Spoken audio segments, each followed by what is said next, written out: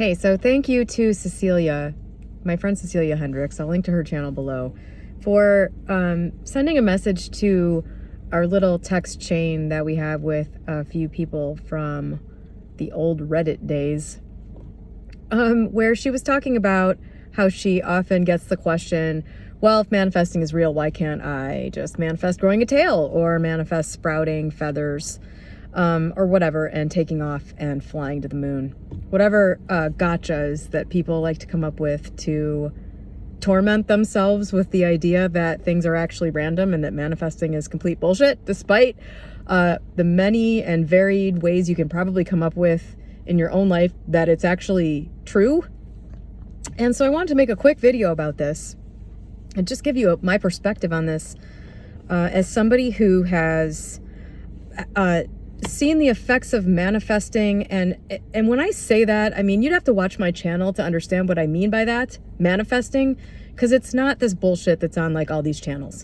And I'm so tired of trying to translate everything I say through those channels.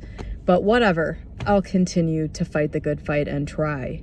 As somebody who has seen manifesting in action for decades, and it's definitely a thing, I was saying yesterday in a video that, you know, most of us default to the parts that we don't understand about it as being magic or God or divine intelligence or whatever. I think what's most likely to happen is that eventually what this manifesting thing actually is going to be completely figured out. It's going to be, you know, it's going to be explained as some sort of function of the brain or a law of physics or something, and it'll all come together and we'll understand it just the way we now understand weather patterns and things that people used to attribute to the gods. So why you can't just sprout wings and fly probably has to do with the limitations of the human body, this interface that we're using to have this experience, which more and more and more I cannot see as anything other than some kind of simulation. I've talked about this on here before, and I will once again out myself as being a gigantic nerd and tell you that I have been playing World of Warcraft for 20 years. And at the time that I started playing this game, it was completely novel, completely new, completely blew my mind in every way to be like in this interface with other people playing this game where, like, you know, my friend that sent me the game was, her little character was in there and we could like high five and go do stuff together. This was completely just blowing my mind. You know, I came of age in the 80s and 90s. We had, you know, an Apple IIc computer when I was in second grade. We got Compute magazine, and, you know, I typed in all the lines of code to make games and stuff like that. And this was a brand new thing that obviously I had an interest in thanks to that, you know, childhood experience. I mean, as, you know, I got so involved in that game mentally for, you know, a period of time after I first got it. It was like I was living there.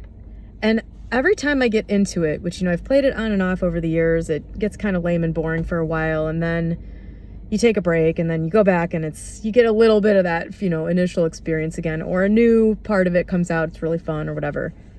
There is a common experience, which is that it's almost like you meld into the game, at least for me. Not entirely, obviously, but it's like you become entranced and you're in the game in a way that to me feels very similar to what could be an explanation of us, which is that you're basically entranced into this human body that is interfacing with this thing that is being explained as holographic, that is being explained as empty space that we can, you know, is basically an illusion. Over the last year especially, because I kind of got back into playing World of Warcraft when they came out with the hardcore version last summer, I'm seeing this more and more as having to be some kind of simulation or interface or game. And so, you know, the idea that like anything is possible. Like, there are likely parameters to this whole thing that you can't go outside of. But for all intents and purposes, for what human beings who I'm apparently or would have to have been created to experience this whole thing, in terms of human limitations, that's not going to prevent you from getting anything that you want, because nobody really wants to sprout wings and fly. So that whole, why can't you do this? Why can't you do that? Why can't you just jump off a building and defy gravity or whatever? Those are just useless gotchas that people come up with so that they can, experience whatever little, jolt, boost, whatever that they get from arguing with another person on the internet. Nobody really gives a shit about that question. It's just a way to make yourself feel like crap, or, people get really, really invested in their shitty lives and justifying why they can't do anything about it. And, somebody sent me a question via email. Ooh, do I have it?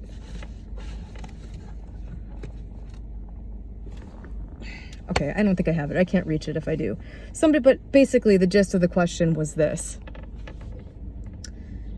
Do you think that this is really, like, manifestation is really some kind of a spiritual law? Or is this just a way for people to essentially feel better? Basically, is manifesting an opiate for the masses? And my answer to that is, I really don't think it is. I think it's a real thing that we don't understand yet. If it's not, then I have led a fantastically serendipitous life where everything that I did appeared to be manifested. And that's a possibility. I highly doubt it. But let's just say that this whole thing is an accident. Everything is as it appears to be. Everything is random. And, all of the supernatural stuff that we experience and all of the whatever extra natural, whatever the word is, like near-death experiences that people report and people, being hypnotized and experiencing past lives and all that stuff. Let's just say that's just like some function of the human brain and it's not real and none of that stuff really happened. And when you die, it is just blackness. And that's it for you. And your consciousness ceases to exist. And that's it. If that's the case, which, I that's sort of the other end of the spectrum, I guess. If that's the case, you still win the game by believing in things that make you feel happier and that improve your life. If there is nothing at the end of this, then the only thing that matters is how much you enjoy your life while you're here, while your consciousness exists. So either way, it's the only sane and rational choice. As much as some people might say it's completely irrational. What more? Nothing here matters if that's the case. Nothing here matters either way. And you should take comfort in that. Things mattering puts too much heaviness on everything, everything you're experiencing in your life. So, yeah, in terms of like, why can't you do things that go beyond the human limitations? First of all, we don't know exactly what human limitations are. And it may be possible that you can activate some gene that does grow you wings and you can fly away. So just because somebody can't do that presently doesn't mean necessarily that there's not some way for that to be done in the future. But it also doesn't make any sense that there wouldn't necessarily be limitations to the human body that we find ourselves in to experience this whole thing. So I hope that made sense. I really, that type of question to me is just like so uncreative. There are so many deeper questions that frankly can be more damning, like the question of free will and all of that. And this whole, why can't I just sprout wings and fly? Well, I don't know, because another way to look at it is that would probably take a serious level of mastery that the average dabbler, the average drive-by manifester simply has not cultivated in any way, shape, or form. Anyway, so those are my answers to that question. Not that anybody asked, but I was asked via email about that. Do you think this is an opiate for the masses? And my answer is, I don't think it really matters. Either way, it's the only sane solution to, the tendency to get dejected by what appears to be in front of you in life. You're going to be more successful if you take you're going to be more successful if you get real about this stuff and what it actually means, which involves a lot of changing self for the better, a lot of, shifting the way you are in the world, which is, not what you're being fed on a lot of these YouTube channels about this. You're going to have a better experience if you go that route than if you, depress yourself with the idea that nothing matters here in a bad way. And that means that you should just give up and be depressed. Or resign yourself to the idea that, and focus on the idea that there's a good chance I'm never going to get what I want. I mean, that doesn't help anybody. Unless it leads you somewhere good. It's a very personal experience. Anyway, my opinion, as always, have a good day.